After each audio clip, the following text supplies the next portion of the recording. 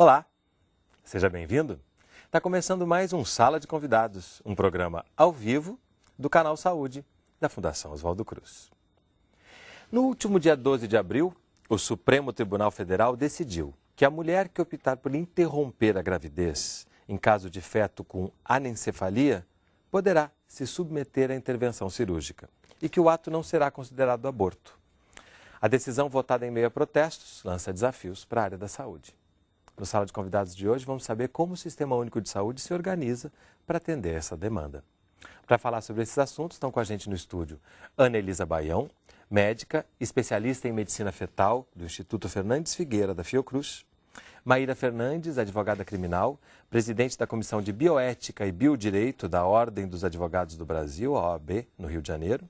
E Marcos Dias, obstetra e consultor da área técnica de saúde da mulher do Ministério da Saúde. E você também é nosso convidado, participe fazendo perguntas e comentários. Utilize o chat, canalsaude.fiocruz.br ou o telefone 0800 701 8122, ligação gratuita. Dados da Organização Mundial da Saúde revelam que o Brasil é o quarto país com o maior número de casos de nascimentos de bebês anencéfalos no mundo. A vida que antes de nascer já está no fim. Uma em cada 1000 gestações no Brasil é de feto com anencefalia. A mais comum das malformações fetais congênitas acontece quando há ausência de parte do cérebro e do crânio do bebê. O diagnóstico pode ser conhecido com precisão a partir da 12ª semana de gravidez e é irreversível. 50% dos fetos são abortados espontaneamente e os que nascem sobrevivem por pouco tempo e em estado vegetativo. Apesar da malformação, o feto poderá se desenvolver com sinais vitais aparentemente normais. A mãe poderá sentir seus movimentos e até ouvir os batimentos do coração. Mas para esses bebês, na maioria das vezes, nascimento e morte chegarão juntos. Apesar de ser o quarto país do mundo em número de casos de anencefalia, no Brasil o assunto tardou a ser discutido. Mesmo colocando a saúde das gestantes em risco, as sentenças judiciais favoráveis ao aborto de fetos anencéfalos sempre vieram acompanhadas de muita polêmica, com questionamentos sob o olhar religioso de um lado e reivindicações pelo direito de decisão da mulher do outro. Em 2004, o Supremo Tribunal Federal concedeu uma liminar autorizando que mulheres grávidas de feto com anencefalia pudessem antecipar o parto, desobrigando os profissionais de saúde a obter autorização judicial para realizar os procedimentos clínicos necessários. A liminar foi cassada 4 meses depois e somente no dia 12 de abril deste ano, o Supremo concluiu com 8 votos favoráveis contra 2 que a interrupção da gravidez de feto anencefálico não pode sequer ser chamada de aborto. O principal fundamento acolhido foi a dignidade da pessoa humana. Pela legislação referente ao aborto, é uma legislação de 1940, que diz que há 2 exceções, em caso de risco de vida para a mulher e em caso de estupro. Em 1940 não existia ultrassonografia, não existia possibilidade desses diagnósticos, e agora estendeu-se essa decisão para a questão da anencefalia, que é considerada uma inviabilidade de 100%. Com a decisão do Supremo, o Conselho Federal de Medicina assumiu o desafio de estabelecer critérios mais precisos para o diagnóstico de anencefalia. O meio utilizado é exatamente o exame ultrassonográfico, com uma grande margem de especificidade e de precisão.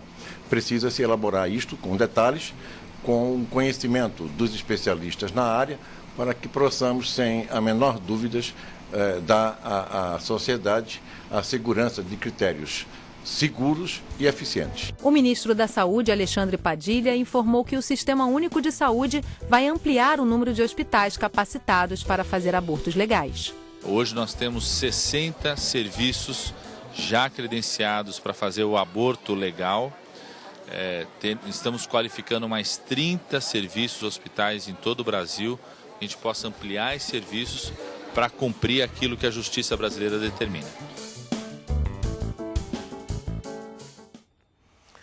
Bom, é um assunto que mexe com a gente, né? Inevitável que não seja assim, mas nesses momentos a gente traz algumas questões técnicas que são importantes para a gente poder pensar sobre essas situações. E aí uma fala de inviabilidade de 100% né? Peguei essa fala como uma forma de começar, porque demonstra que a gente está falando de casos, quando acontece a anencefalia nos bebês, que não resultarão em vida. É isso mesmo? A gente tem essa segurança 100%? A gente tem essa segurança em relação ao prognóstico. Esses casos eles não resultam em vida longa. Na verdade, você pode ter nascidos vivos, e a maioria dos bebês com anencefalia nasce vivo, mas essa vida dura poucos minutos, porque na verdade ele não tem uma grande parte do encéfalo e acaba morrendo por parada respiratória, e não é um defeito que você possa corrigir de forma nenhuma. Então, 100% de certeza quanto ao prognóstico. E 100% de certeza quanto ao diagnóstico. Não é um exame que, se for feito dentro dos critérios, te permite ter dúvida. Então, não é o caso de se questionar esse diagnóstico para o aborto, porque para a interrupção, né? Porque não é um diagnóstico muito preciso que se faz pela ultrassonografia, que é um exame bem simples, bem disponível. Vou pegar justamente essa questão, né, que você fez, interrupção, aborto, né? Porque, pelo que a matéria diz, a decisão do Supremo qualifica como aborto, né? Não trata como aborto. Não trata, na justamente, verdade. Desculpa, só por causa dessa percepção mesmo que a Ana nos contou aqui, né? Exatamente, porque o aborto, né, previsto no nosso Código Penal, inclusive no capítulo que protege o direito à vida, né, os crimes contra a vida, e, de fato, para que se seja considerado aborto, a morte do feto tem que ser fruto do ato de interrupção. Nesse caso, como a doutora também explicou, a morte do feto não é produto dessa interrupção da gravidez. Ela é produto da anomalia fetal. Esse feto vai morrer independentemente de se antecipar o parto ou não, que é um outro termo, inclusive, que se usou muito também na decisão do Supremo. Se utilizou a interrupção da gravidez, mas também se utilizou antecipação terapêutica de parto, nessa ideia de que, se o feto não vai viver, não tem por que obrigar a mulher a manter a gestação até o final, levar a gestação a termo, se ela já sabe que não vai viver. Então, se poderia antecipar esse parto. E a morte do feto, repito, ela vai ser fruto da anomalia e não da interrupção. Então, entendeu-se que não se poderia considerar ali como uma violação ao direito à vida do feto, no caso, porque não tem vida possível. E esse momento, né, de levar a tempo, tem um filme, inclusive, muito interessante, que chama Uma Vida Severina, né, que acompanhou a gestação de uma mulher que teve o filho no final. E tem uma cena muito impactante, que é quando ela recebe o bebê e vê o bebê sem cabeça, que logo em seguida morre, né, sai do hospital para enterrar o bebê. Isso é de um impacto incrível, né? Eu acho que também está se falando disso. Um sofrimento insuportável, né? Porque não tem expectativa de vida. Então, na verdade, na gravidez com anencefalia, você só vai escolher a hora que o bebê vai morrer. E aí, numa situação como essa, tem que pensar na mulher, né? Porque ela pode ter o direito de seguir com a gravidez se ela desejar, né? Quando o diagnóstico é precoce, né? Assim, com 12 semanas no primeiro trimestre, que as mulheres não se apegaram emocionalmente ainda à gravidez, o bebê não está mexendo, ainda não escutaram o coração bater, as mulheres têm muito mais facilidade de tomar essa decisão. O difícil é quando a mulher faz esse diagnóstico tardiamente, e aí ela já se afeiçoou ao bebê, e aí a gente vê que algumas mulheres, então, preferem manter a gravidez, porque tem um sofrimento duplo nessa história, né? Tem o sofrimento de saber que o bebê não vai ter viabilidade e saber de que também não consegue tomar essa decisão de interromper a gestação. Então, assim, acho que tem que pensar muito na mulher, na família, né? Porque não é um sofrimento só da mulher, é claro que ela está carregando toda essa questão, mas para a família é um sofrimento também, porque a gravidez acaba sendo um evento social, né? As colegas, os amigos, os vizinhos veem a barriga crescendo, quer saber o nome do bebê, quer saber como vai chamar, se vai ser menino, se vai ser menina. Então você imagina o que significa para uma pessoa que está com um bebê inviável conviver socialmente com essa situação, né? Então é interessante pegar algumas coisas do que vocês falaram, que primeiro, o que está se falando aqui é do direito da mulher escolher, né? Se ela realmente, apesar de todas as questões, preferir levar a gravidez até o fim, ela tem este direito. Só que agora ela também tem o direito de não levar. que eu acho que isso também se contrapõe com alguma coisa que vinha acontecendo no Brasil, que é aquelas questões, batalhas judiciais, não sei se, sem dúvida. se é dramático falar em batalhas judiciais. Não, é isso mesmo. Né? Não é que nada isso é um outro sofrimento agregado a esse sofrimento que já vem com a que vinha, né, quando a gente não tinha essa decisão. Né? E eu acho que a interrupção, ela tem o sentimento que a gestante tem em relação à interrupção, ele se torna um sentimento mais positivo quando ela tem aprovação social. Então, assim, a batalha judicial, além de todo o tormento que a pessoa tem ao tomar a decisão e ver a gestação progredir, o bebê mexer, é uma decisão difícil de tomar, o fato de não obter a autorização judicial é um julgamento social sobre aquela decisão. Então, eu acho que o fato de isso não ser considerado mais crime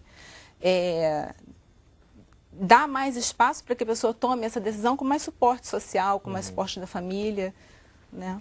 Porque o que acontece? Como o Código Penal criminaliza o aborto e só prevê duas hipóteses, né, de exclusão de licitude, portanto, casos em que o aborto seria permitido, já foi dito até no vídeo, né, estupro e risco de vida da gestante, não havia uma lei específica que falasse sobre a questão da anencefalia, não havia essa previsão no Código, porque era impossível prever, porque o Código é de 1940.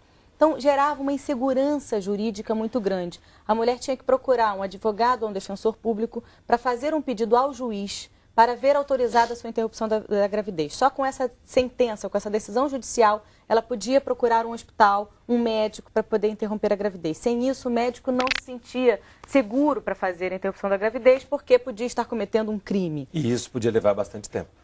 Podia levar. E o que acontece? São 9 meses, né? Não temos mais do que isso. Então, nem sempre ela conseguia, inclusive, passar por todo esse périplo judicial no tempo da gestação. E houve um caso, inclusive, no Rio de Janeiro, uma moça chamada Gabriela, que deu origem a essa ação da DPF 54, porque ela, no primeiro momento, fez o pedido, teve o pedido deferido pelo juiz, 2 padres fizeram um recurso em favor do feto. Então, imagina que constrangimento. O caso foi subindo, Tribunal de Justiça, STJ, chegou ao Supremo. Só que quando chegou ao Supremo Tribunal Federal, o ministro Joaquim Barbosa era o relator, começou o voto, recebeu um telefonema dizendo, olha, o bebê já nasceu, demos o nome de Maria Vida, e morreu 7 minutos depois. Então, aquele julgamento foi interrompido, perdeu o objeto, porque já não tinha mais o que decidir ali. Então, essa insegurança jurídica era muito grande, porque determinados juízes concediam, outros juízes não concediam. Então, às vezes, numa mesma comarca, o juiz de uma vara concedia e o outro negava. Então, imagina o constrangimento de uma mulher que já está sofrendo com diagnóstico, porque é uma gravidez desejada, é uma gravidez, a discussão é diferente da discussão do aborto, sem dúvida alguma. Essa mulher está sofrendo porque queria ter esse bebê e não vai ter. E ainda tem que sofrer tudo isso, essa insegurança, ter que procurar advogado, a lentidão do judiciário, enfim. O que o STF fez foi acabar com esse sofrimento, a partir do momento que ele entendeu que a mulher pode, com base nessa interpretação de que não há nenhuma violação ao Código Penal, e ainda com base no reconhecimento dos direitos da mulher, porque isso é uma coisa muito importante de registrar, que o STF, em quase todos os votos, reconheceu os direitos da mulher, a sua saúde, a sua dignidade da pessoa humana, liberdade, autonomia, autonomia de decidir sobre isso, igualdade. Então, enfim, ele reconheceu todos esses direitos da mulher para entender, olha, nesse caso, não se aplica a proibição do Código Penal. E é tão interessante ver que todo esse processo também foi detonado pelos trabalhadores da saúde. Né? Eu acho que isso também demonstra que são eles que estão ali do lado dessas mulheres, percebendo esse sofrimento, né? Acho que isso é fundamental nesse momento, a gente entender, né? No cotidiano dos serviços que acabam atendendo essas mulheres, né, às vezes você via que a mulher desaparecia do seu pré-natal. Por que ela desaparecia? Porque ela não estava disposta a enfrentar essa via judicial com a incerteza de saber se vai conseguir ou não. E aí acabava procurando, então, um aborto inseguro. Então, isso é um problema de saúde pública, porque a mulher acabava, então, querendo fugir da via judicial, porque não sabia como isso ia acontecer, e expunha sua vida em risco. Se colocava em risco através de uma operação. Por conta de procurar uma coisa clandestina, que não tivesse a segurança. Então, assim, acho que é uma decisão super-humana do STF, no sentido de que devolve para a mulher esse direito, né, de decidir.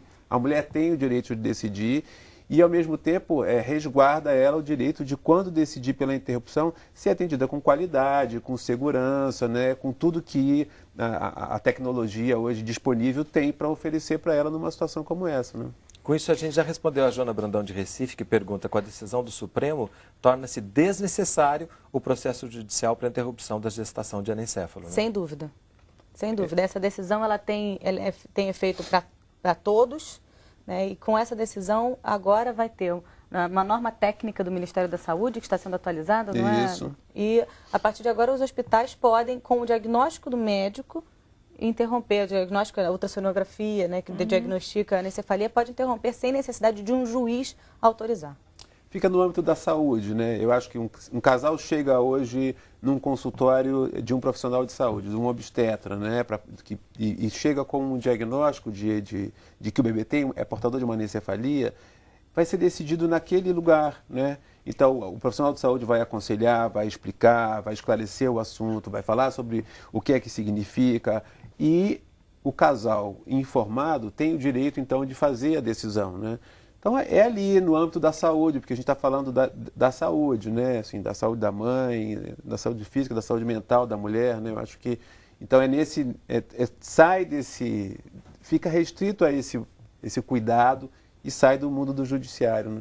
A Carmen Souza, de São Paulo, ela pergunta o seguinte: até que mês da gestação é seguro realizar a interrupção da gestação do anencefalo?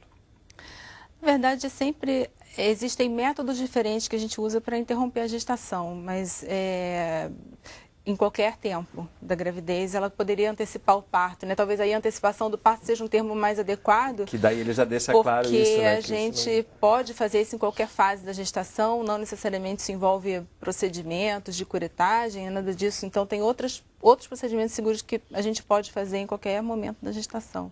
Os procedimentos que vão possibilitar, inclusive, que a mãe tenha a dilatação, essas questões todas. Isso, exatamente. Uma parte das vezes, indução do trabalho de parto e o parto vaginal do feto.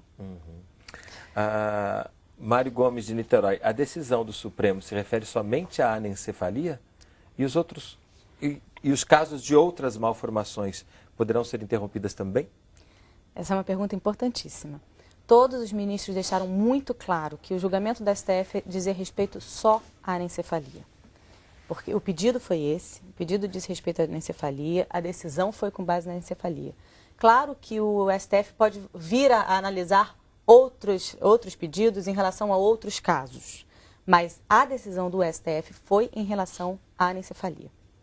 Claro também que os fundamentos que o STF utilizou na decisão da anencefalia, muitas vezes pode vir a ser utilizado no caso de uma malformação, porque ele ressaltou os direitos da mulher, a dignidade da pessoa humana, como eu disse aqui, a saúde, reconheceu que essa era uma gravidez de risco, que apresentava risco à saúde da mulher, reconheceu que o próprio conceito do Ministério da Saúde é o de saúde física, mas também mental. Então, reconheceu que obrigar a mulher a manter essa gestação era submetê-la à tortura. Muitos ministros ressaltaram isso. É uma tortura psicológica, é um sofrimento desnecessário. Então, pode ser que, adiante, se utilize esses mesmos fundamentos para outro tipo de anomalia, igualmente muito grave, incurável, sem chance de sobrevivência. Mas na decisão da DPF, ela só disse respeito à anencefalia. O dado de que o Brasil é o 4º país do mundo em número de casos, ele nos explica o quê? O que é por trás desse dado? Não. Na verdade, esse dado está um pouco relacionado com o fato de que o aborto a interrupção da gestação em outros países já é legalizada há mais tempo. E como esse diagnóstico é feito desde a década de 70, 80, que foi quando a ultrassonografia começou a se disseminar e fazer mais parte da assistência pré-natal, você não vê praticamente nascer, onde você tem acesso à ultrassonografia e ao sistema de saúde, os nascimentos de fetos com anencefalia são praticamente perto de zero. A gente sabe que existem alguns lugares do mundo onde a incidência da anencefalia e de outros defeitos, né, do crânio e da coluna são mais frequentes, mas não, essa estatística de nascimentos vivos é de nascidos vivos, né? E o Brasil não está entre esses lugares onde o defeito de tubo neural, que esse tipo de malformação é mais frequente. Aqui eu acho que essa colocação está relacionada exatamente por ser um país muito populoso, muito grande, e pela falta do direito à interrupção que agora... Que até então não tínhamos, né? Mas as causas dessa malformação, onde que a gente pode detectar? A anencefalia e os outros defeitos de tubo neural são malformações que têm origem multifatorial. O que é isso? Na verdade, na grande maioria das vezes, a gente não consegue identificar qual foi a causa daquilo. Existem fatores de risco. Então, diabetes não controlado antes de engravidar é um fator de risco. O uso de algumas medicações para epilepsia aumenta as chances de acontecer. Enfim, algumas outras alterações de saúde, mas na maioria das vezes... O ácido fólico acabou de aparecer. O ácido fólico ele entra no medicamento para epilepsia porque alguns desses medicamentos interferem no metabolismo do ácido fólico. E aí, na verdade, a gente tem, né, outras medidas que se aplicam à anencefalia, além da interrupção da gestação, que são as medidas preventivas, né? Acho que em 2004, se eu não me engano, o Ministério da Saúde determinou que as farinhas de trigo e de milho fossem suplementadas com ácido fólico. Isso é uma medida de prevenção populacional, né, da anencefalia. E a gente sabe que pessoas que tiveram esse diagnóstico têm uma indicação de suplementar com uma dose um pouco maior, que faz parte, inclusive, da assistência a essas mulheres com fetos com anencefalia, um planejamento futuro para uma próxima gravidez, fazer a suplementação do ácido fólico antes de engravidar. Porque o fato de ter tido uma gravidez de um bebê com anencefalia não indica que terá outra caso Não indica, mas representa um pequeno aumento de risco. Então, assim, na verdade, ela fica com um risco um pouco maior do que o da população geral, e o uso do ácido fólico meio que retorna esse risco ao da população, ele diminui, não 100%, mas diminui. Vamos ver se a gente respondeu a Patrícia aqui do Rio de Janeiro, que diz: estudos indicam que a falta de ácido fólico é um dos motivos que leva à anencefalia. Como os programas de saúde da mulher estão lidando com essa questão? No pré-natal, o SUS indica a ingestão de ácido fólico? Sim, faz parte da rotina do pré-natal o uso do ácido fólico. Primeiro trimestre da gestação é uma recomendação do Ministério da Saúde. No primeiro trimestre? Porque nesse período que tem essa formação dessas estruturas. Então, é nessa fase que é mais importante a suplementação do ácido fólico, né? Simplesmente, essa decisão do STF, tornando, então, impedindo que a mulher vá para a clandestinidade, né, se quiser interromper a gravidez, e, portanto, a recebendo no Sistema Único de Saúde e tudo mais, essa decisão também representa, inclusive, uma chance dessa mulher receber o atendimento adequado para não ter uma nova gravidez com esse mesmo problema. Porque se antes, como foi dito aqui, ela não tinha esse apoio e ela muitas vezes procurava clandestinidade, ela não tinha oportunidade de receber nem informação de como se prevenir uma futura gestação de anencefalia, nem qualquer informação de planejamento familiar que ela pudesse precisar, ou, enfim, o cuidado que ela precisa. Com essa decisão, tornou também mais humano esse atendimento a essa mulher grávida de anencefalia. E vai colocando as coisas nos lugares que a gente preconiza, né? Planejamento familiar, pré-natal, acompanhamento, né? Dando essa tranquilidade que esse momento precisa ter para essa família. Sem dúvida. Possibilita que ela tenha um acolhimento maior no sistema de saúde, qualquer que seja a decisão dela, porque é uma coisa que a gente tem que pensar também, que a decisão do Supremo trouxe o assunto à tona, mas a gente sabe que algumas mulheres não vão decidir, por vários motivos, não vão decidir manter a gestação, interromper uma gestação com a qual se tem vínculo, não é uma decisão fácil, é um sofrimento também.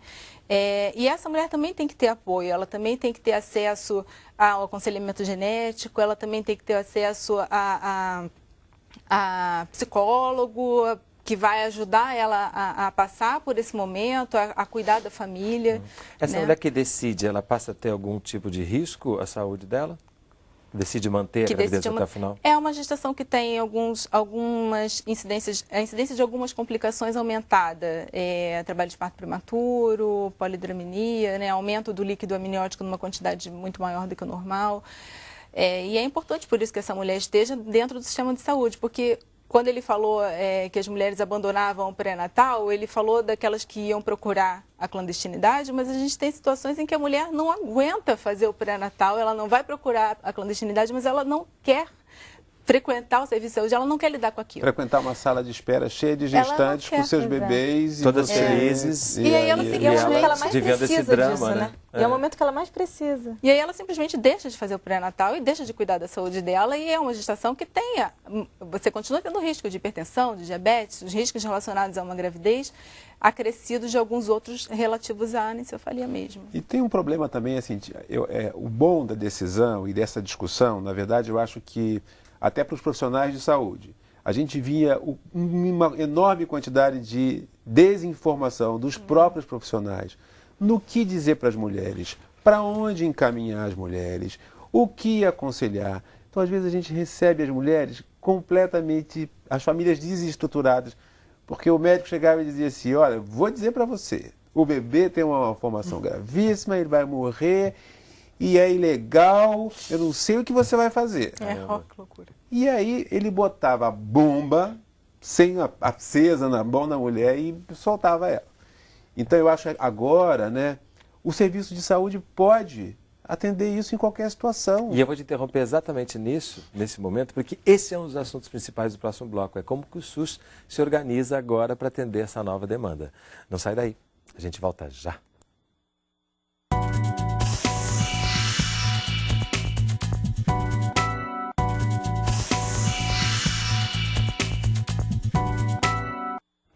Sala de Convidados está de volta, conversando sobre a interrupção da gestação de bebês anencéfalos e os desafios para o SUS.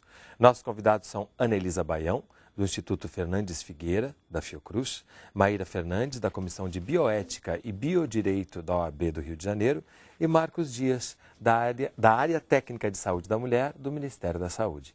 E você também é nosso convidado, participe fazendo perguntas e comentários. Utilize o chat, canalsaude.fiocruz.br, ou o telefone 0800 701 8122, ligação gratuita. Vamos pegar diretamente a questão que a gente deixou, que eu te interrompi no bloco anterior, que é como o SUS vem se preparando para dar conta agora dessa nova demanda. Um ponto você já levantou, que é os próprios profissionais agora vão ter mais acesso à informação, vão ser mais capacitados para lidar com isso. E a gente também tem a questão dos hospitais, dos novos leitos necessários para isso. Na verdade, o Ministério ele tem um conjunto de hospitais de referência que são os hospitais que são referência para a interrupção da gestação nos casos previstos em lei. Essa situação da anencefalia ela é uma situação que agora ela é diferente, né? Ela não tem essa característica de uma coisa que está prevista no Código Penal, agora é um direito da mulher, né? Eu acho que tem uma outra perspectiva.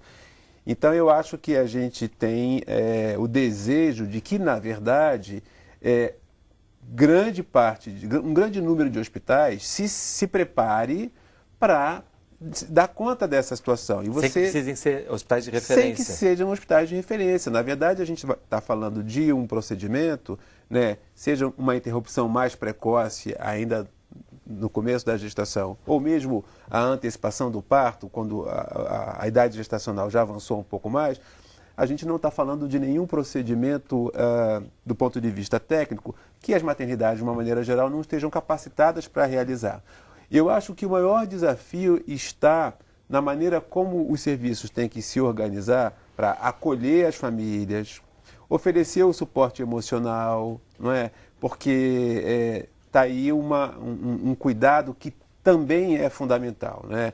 Então, não é só terminar a gestação, mas ajudar a família a passar por esse processo, porque muitas vezes deixam uma cicatriz muito profunda, né? Essa mulher, às vezes, então, não quer nunca mais engravidar, ou entra numa depressão. A gente sabe que a depressão é grande nesses casos, tem uma prevalência grande nesses casos.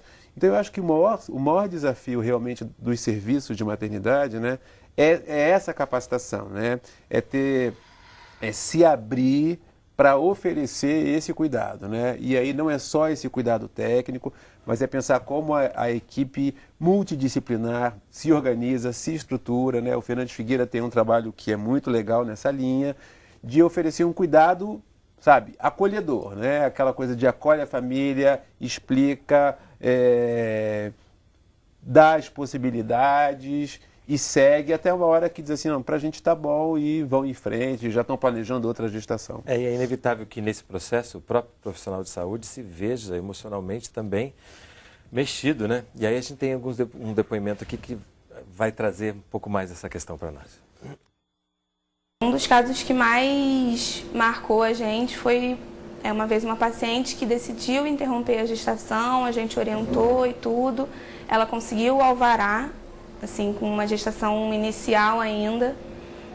A gente fez a indução, o procedimento todo foi tranquilo, ela estava certa daquilo, mas na hora que o bebê nasceu, ele chorou e tudo, e ela não aguentou. Ela pegou o bebê, abraçou, né, falou meu filho e tudo, e, sabe, foi assim, você vê que aquilo ela queria, mas que na hora realmente era filho dela, não tinha como. Essas coisas pra gente são difíceis também, né? É a mãe que tem que decidir, mas a gente tem que estar do lado para apoiar. Isso demonstra, ela até se emociona quando fala, né? Porque ela lembra desse momento impactante. E aí ela traz essa questão do bebê chorou, que para mim fica também né? E aí a gente já começa a ficar em dúvida com essas questões. Esse bebê chorou significa o quê? Significa que ele não morreu imediatamente depois de nascer, que é uma possibilidade, né? Então, assim, se é um bebê que tem idade gestacional suficiente para respirar, né? Se ele já é viável e ele nasce vivo, na verdade a gente sabe que existe uma chance dele falecer durante o trabalho de parto, mas às vezes isso não acontece. Mais ou menos 50% deles, ou até mais, se a idade gestacional for mais avançada, vão nascer vivos, existe essa possibilidade dele chorar, sim, porque ele pode não falecer imediatamente após o nascimento. Né? E aí, mais uma vez, a gente volta à questão do profissional estar super bem preparado para entender isso e poder fazer essa... E possibilitar esse momento também, né? Porque, assim, não é porque a mãe decidiu interromper uma gestação porque ela não enxergava uma viabilidade, porque ela achava que aquilo ia ser um sofrimento, que ela não tem apego com aquela criança e, de repente, ela vai querer segurar assim, e nascendo vivo ou não, ela vai querer pegar o bebê e olhar, e o pai também. E a gente tem que estar ali presente do lado para assisti-la da maneira como ela se sentir mais confortável, mais segura emocionalmente. Não quer ver no momento, mas às vezes vai querer ver depois, entendeu? E é importante viver essa história mesmo, né? Porque essa é a história que está acontecendo naquele momento. Né? Senão não fecha, né? Se você não deixa a mãe ver, se não deixa viver o luto, se despedir do bebê. Eu me lembro de um caso de uma que fez fotos, tirou fotos, bota, e já tinha outros filhos e levava e contava sempre a história. O bebê, não me lembro agora o nome, tinha nome e tudo mais, e ela se referia como o filho que ela teve. E é verdade, faz parte da história de vida dela, né? Ela teve aquele bebê, era um bebê com anencefalia, viveu 15 minutos, mas ela viveu essa história, começo, meio e fim. Então, o serviço de saúde ele também tem que estar pronto para isso, né? É super difícil. Os pediatras sofrem porque o bebê nasce, o obstetra pega o bebê e aí, né, ele vai cuidar desse bebê, porque não é uma situação de abandono. Vai dar o conforto para o bebê, mas a gente vai dar o conforto enquanto espera o bebê falecer, porque não há o que fazer. Não existe uma perspectiva de tratamento, né? Então, é uma sala de parto muito difícil, muito pesada, né? Mas é importante isso que ele falou. O bebê ele não é deixado com frio, né? Com fome, ele não morre disso. Né? Isso é importante saber também. É impactante, né? Só a gente já fala aqui, eu já fico emocionado, imagina viver esse momento. A Severina, que apareceu, que você comentou o vídeo e que apareceu agora no filme exibido, ela passou por esse processo porque ela demorou muito para conseguir autorização, estava internada no hospital para fazer o procedimento quando foi revogada a liminar do ministro Marco Aurélio. Então, ela não pôde interromper a gestação, teve que começar um novo procedimento, sofreu muitíssimo durante todo esse processo, estava lá, foi muito emocionante, ela foi assistir a votação no Supremo E uma imagem que muito me impressiona é que ela tirou a foto, ela comprou uma roupinha para o bebê, para que ele fosse enterrado. Ele foi enterrado num pequeno, né, caixão, e ela tirou uma foto dele e ela exibe a foto e guardou a foto e também considera, já tem também outro filho e também considera, olha, esse filho que eu perdi, que não sobreviveu. Então, não são tão raros esses casos, né, do apego, de fato. E é interessante porque trazem discussões muito importantes, né, que a gente precisa ter. Em algum momento, em 2004, a gente teve um marco com o que aconteceu lá. 8 anos depois agora, isso acaba tendo esse resultado que todos nós aqui aplaudimos, né? Isso significa um amadurecimento importante? Esses assuntos que a gente está colocando aqui, que são assuntos delicados, porque envolvem vida, morte, apego, vínculo, família, todas essas questões, saúde, sobretudo, né? Todas essas questões são muito importantes. Vocês acham que há um amadurecimento a partir desses acontecimentos recentes para se falar sobre essas coisas? Eu não tenho dúvida, né? Eu acho que... Primeiro porque estamos debatendo, né? O assunto, acho que é hoje, né? Tantas formas de se comunicar.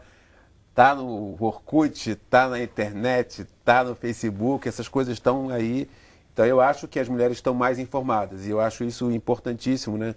É impressionante como, assim, quando você dá o diagnóstico, a primeira coisa que a mulher pergunta, o que eu fiz de errado?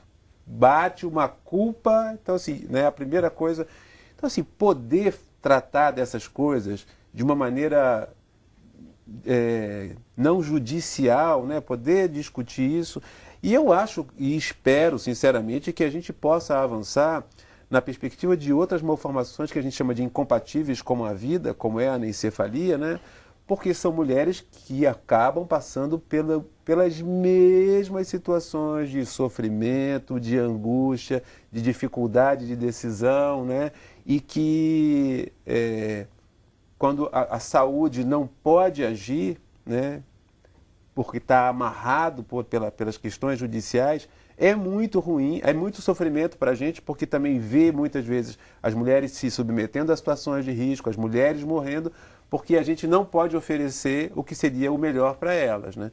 Então eu acho que esse debate deve avançar, é bom que avance e é bom que a gente fique mais maduro, né, em reconhecer os direitos sexuais e reprodutivos das mulheres, né, a capacidade de decidir. Eu acho que são questões fundamentais para a sociedade. E que já estariam dadas se a gente respeitasse a questão que vivemos num Estado laico, né? Sem dúvida, isso ficou muito reforçado na decisão do STF. O voto do ministro Marco Aurélio é um verdadeiro tratado sobre laicidade do Estado, sobre separação do Estado da Igreja, e outros ministros também fizeram isso, de analisar a questão da laicidade do Estado. Veja, cada ministro ali pode ter a sua convicção de fé, assim como cada parlamentar, assim como cada governante, assim como cada representante dos 3 poderes, executivo, legislativo ou judiciário. A questão é que enquanto estiverem atuando, né, enquanto representantes, sejam eleitos ou sejam representantes do judiciário, na hora de ali decidir, na hora de ali fazer, aí ele não pode atuar com base em convicção de fé. Ele tem que respeitar princípios laicos. Então, isso que ficou reforçado na decisão do STF. Não importa a convicção de cada ministro ali, pessoal, no seu foro íntimo. E nem dos próprios profissionais de saúde. E nem dos próprios profissionais, mas ali eles decidiram com base em um respeito à laicidade do Estado. E é óbvio que significa respeitar a laicidade do Estado também significa respeitar todas as religiões, sim, todas as pessoas que têm religiões e aquelas que não têm religião alguma. Como direitos individuais, né? Como direitos individuais. Aí a Marcela de Niterói pergunta, mesmo diante do diagnóstico de anencefalia, o médico pode se recusar a interromper a gravidez por conta de convicções religiosas, por exemplo? O que fazer nesse caso? Objeção de consciência. O que acontece? O médico, objeção de consciência, é o nome que a gente dá a isso, a objeção de consciência. Há 2 médicos aqui que podem falar sobre o aspecto, né, médico, que é muito importante. Juridicamente, eu posso dizer o seguinte, é respeitada a objeção de consciência. Agora, o médico pode se recusar, o hospital, não. Então, o serviço tem que prever isso para dar essa assistência à mulher. Então, tem um médico plantonista que se recusa a fazer esse procedimento, então tem que ter outro que faça o procedimento. A instituição tem que estar preparada, né? Tem que estar preparada. Quando a gente vê a proposta do Ministério, o ministro falando da ampliação dos hospitais, é exatamente por conta disso. Porque é preciso, então, que o hospital ele passe por uma sensibilização, né? Porque quebrar tabus, né? Os profissionais, então, fazerem uma reflexão sobre a perspectiva do ponto de vista da saúde da mulher, né? Eu acho que é uma perspectiva que tem que ser trazida, porque nem sempre isso também está na formação do profissional, né? Então, um monte de valores, de preconceitos que são, né, no cotidiano acabam sendo reificados o tempo inteiro. Então, o importante é isso, é ampliar sim, mas também garantir que os serviços também vão poder ter autonomia para fazer isso, né? Porque num país do tamanho do Brasil, né, é muito cruel que uma mulher tenha que sair de uma determinada cidade, não vou nem dizer de uma cidade pequenininha, mas de uma cidade de porte médio, para se locomover para outro lugar ou para outro município, né, para poder fazer um procedimento que poderia ser feito ali, né? Então eu acho que... A partir daquele pensamento que você falou anteriormente, que as instituições têm esse preparo. Ela, né? tem esse preparo. Tecnicamente a gente não está falando de nenhuma tecnologia diferente, né? A Tereza de Juiz de Fora pergunta, no SUS os profissionais estão preparados para acompanhar essa gestante? Ela terá acompanhamento psicológico também? Por um momento fiquei pensando se ela estava perguntando se os profissionais teriam acompanhamento psicológico também, mas eu acho que fala aqui também da própria gestante. É o ideal, né? Assim, que ainda que ela possa, não vá ter esse acompanhamento exatamente no momento do diagnóstico ou da internação, que ela possa ser referenciada para um outro lugar, né? A gente, a maioria dos hospitais conta com uma equipe multidisciplinar, os psicólogos atendem as gestantes, especialmente nas maternidades de risco, que você vive situações difíceis de prematuridade, de outras complicações da saúde, né, do bebê. E você tem uma assistência psicológica disponível na maioria das maternidades que funcionam assim como você tem em nível ambulatorial também, né? Eu acho que é uma questão de organização dos serviços, da maneira como vai se dar a assistência a essa mulher. Eu acho que ela tem que ter direito, né, ao acesso a esses profissionais. Aí, é uma questão que vocês já estão colocando, mas só para ter certeza que ela também está respondida. Henrique Vieira, do Rio de Janeiro. Quero saber como o SUS vai dar conta de atender essas mulheres, já que mal consegue atender a interrupção do aborto em outros casos. Aliás, esta interrupção será feita no mesmo lugar, e que lugares são estes? Que parte da resposta que você já está nos dando, que você acha que isso não precisa ser feito em hospitais de referência, né? Exato. Assim, eu acho que a interrupção por anencefalia, ela hoje tem uma conotação assim, de que qualquer maternidade que se sentir capacitada para fazer esse procedimento, que vai ser ou uma indução de um abortamento ou uma antecipação do parto, tecnicamente está preparada para isso. O que precisa é que a equipe se reúna e discuta quais vão ser os passos, né? Então, tem uma primeira consulta com a família, é esclarecido o problema, é oferecido um tempo para a família decidir, porque também você não dá o diagnóstico e a família na sala de ultrassonografia diz assim, nós queremos interromper. Não é assim, porque você tira o chão dessa família quando você dá essa notícia de um bebê que era o Francisco, que ia ser Flamengo, e de repente o bebê não tem futuro nenhum. Você imagina que a família precisa de um tempo para internalizar essa informação, pensar, refletir. Às vezes querem conversar com o pastor, às vezes querem conversar com o padre, às vezes querem conversar com a família, né? Quer dividir. E aí depois é que ela toma a decisão, e aí sim, eu acho que o serviço, então, tem que pensar como é que ele vai se estruturar para isso. Agora, uma coisa que você falou do apoio emocional, os profissionais precisam sim. Pois é, porque é puxado. É puxado. A gente vai vou pegar esse gancho aqui e pegar mais um depoimento de um profissional que passa por isso diariamente, por favor.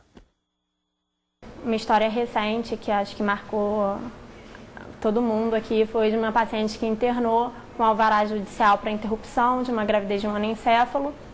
E logo depois da internação, ela teve uma visita que conversou com ela, falou que ela estaria matando o filho dela e ela desistiu do procedimento durante a internação. Então, foi uma paciente que ficou internada um bom tempo com a gente, com acompanhamento psicológico. Várias psicólogas vinham conversar com ela praticamente quase todos os dias, para ter certeza. A gente não podia realizar o procedimento sem ter certeza de que depois ela não se arrependeria. não se envolver é impossível. Mas assim, primeiro a gente não pode demonstrar uma impessoalidade para a paciente, mas muitas vezes a gente é o ponto de apoio da paciente. Então a gente também não pode se mostrar fragilizado para aquela situação. A gente tem que mostrar que é uma coisa natural no nosso dia a dia. Ela ilustra isso que você estava falando aqui, né? Não tem como não se envolver e ao mesmo tempo você tem que ter um afastamento para cumprir a sua função, né?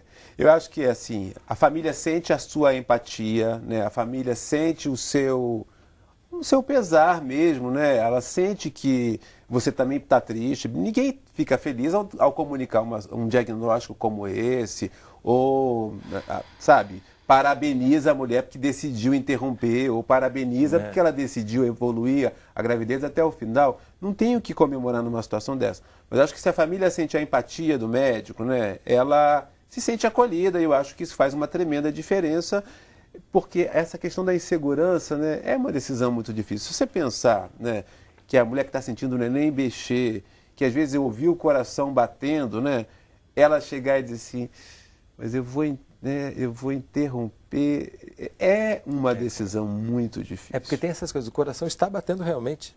Sim, né? Então sim, tem. Né, muitas vezes, pelo que a gente viu aqui, ele pode morrer também antes de nascer, mas em alguns casos, quando isso é impactante. E uma outra coisa que é impactante, a gente teve aqui um livro num outro programa, o Ciência e Letras, que fala, é um livro chamado Meio Quilo de Gente, que fala sobre a ultrassonografia.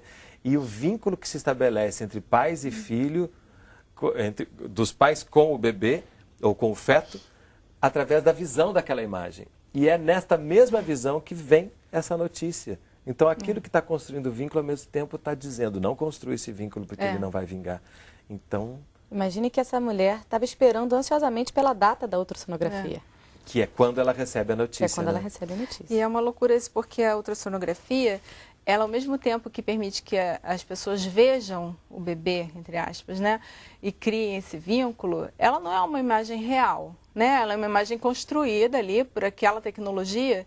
E às vezes, quando você dá um diagnóstico de uma malformação, isso funciona na cabeça da pessoa assim, mas isso não é o bebê de verdade. Então, eu quero ver, existe dúvida. Por mais que a gente fale assim, olha, é um diagnóstico que não dá muita margem de erro, a gente tem certeza absoluta, por isso a gente está te oferecendo a possibilidade de interromper. Você vê, especialmente quando as pessoas não tinham a opção de interromper ou decidiam não interromper a gestação, que sempre fica uma esperança, a pessoa vê, mas ele está mexendo, o coração está batendo, a gente vê no ultrassom, entendeu? Então é complicado. Joaquim Salles, do Rio de Janeiro, como vocês explicam o caso da menina Marcela, em São Paulo, que sobreviveu por mais de 2 anos?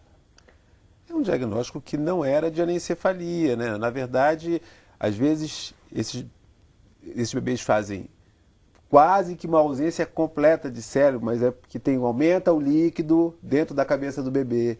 E aí você praticamente não vê o cérebro, mas tem uma lâmina pequenininha que pode fazer, tem um resquício de tecido que pode fazer a diferença. E esse bebê, em vez de morrer nos primeiros minutos, vai morrer, vai ter uma vida vegetativa, completamente vegetativa, e vai falecer com alguns meses no máximo. Que foi esse caso. Que é um caso como esse, né? Existem outros casos que a gente conhece, mas são situações um pouco diferentes, né? O Gustavo de Caxias do Sul já acabou de mandar essa questão. Os casos de crianças que viveram por mais tempo, além do momento do parto, podem ser considerados de anencefalia ou não? Isso é que fica em dúvida. Isso é que fica com dúvida para todos, né? Não, a anencefalia mesmo, a criança morre nas primeiras horas, no máximo dias de vida. Esses bebês que duram mais tempo, na verdade, é uma outra situação. É como se fosse um estágio menor da malformação, que a gente chama de meroanencefalia. A gente tem que pensar também que em alguns desses casos de vida mais prolongada existiram manobras para manutenção da vida, né, que interferem no prognóstico natural. Então, assim, às vezes o bebê ia falecer antes, mas existiu uma assistência médica que prolongou aquela vida, apesar de o prognóstico ser ruim, entendeu? O Ministério da Saúde ainda está organizando este serviço? O que se pode esperar desta organização? Marinete Carlos, de Porto Alegre. Eu acho que agora está sendo produzida uma norma técnica que vai, então, ser a recomendação de como os serviços devem se organizar para receber esses casais, acolher esses casais e normatizar esse atendimento. Com isso, a gente espera ampliar o número de hospitais que vão oferecer esse serviço, né? E também criar, divulgar o serviço, porque eu acho que é importante que as mulheres também tenham a informação de onde funciona, como funciona. Eu acho que isso é uma coisa importante. Eu só acho importante, assim, ficar bem claro que a decisão já está válida. A mulher já pode procurar o serviço de saúde para interromper a gravidez, com base na decisão do Supremo. O médico já pode interromper a gravidez sem nenhuma preocupação de estar cometendo um crime. É óbvio que é muito importante que venha a norma técnica. Eu sei que o Ministério da Saúde está, enfim, fazendo isso com a maior celeridade possível, mas até para poder regularizar isso, mas a decisão já está válida. E ela não depende nem da norma técnica, nem da Comissão do Conselho Federal de Medicina, nem de qualquer outra, enfim, normatização que venha adiante. O direito já está conquistado. A gente tem falado só no SUS aqui, mas eu quero lembrar que também na medicina privada, né? Então, claro, na medicina, na saúde complementar, então, uma mulher que tem um plano de saúde ou que tem um profissional particular que cuida dela, essa mesma situação se aplica, né? Se uma mulher que hoje faz uma ultrassonografia e tem esse diagnóstico, seja no serviço público, seja no serviço privado, ela está com seu direito garantido. E o profissional privado tem os mesmos direitos de fazer isso, não é só no SUS, isso pode ser feito também na iniciativa, na saúde complementar, como a gente chama. Que, portanto, também tem que se preparar, também tem que estar pronta para fazer cumprir o direito, né? Exato. Maravilha. Acho que a gente também cumpriu aqui a nossa função de informar mais sobre isso e de fazer algo que vocês também já deixaram claro aqui, que é fazer com que esse pensamento evolua para que ele possa atingir outros lugares também, de outros direitos ligados aos direitos sexuais e reprodutivos que talvez ainda não estejam contemplados na nossa legislação, né? E que eu acho que esse passo nos ajuda a olhar para frente, a seguir adiante e perceber que a gente pode sim mudar as coisas em função da saúde, né? Isso, e respeitando os direitos individuais, é claro. Obrigadíssimo pela presença de vocês aqui conosco. A Sala de Convidados está chegando ao fim. Eu quero agradecer a presença no nosso estúdio de Ana Elisa, Maíra e Marcos. Se você quiser rever ou mesmo gravar esse programa, entre no nosso site www.canalsaude.fiocruz.br. O programa contou com a cooperação da NBR. E a gente se vê na próxima semana. Até lá.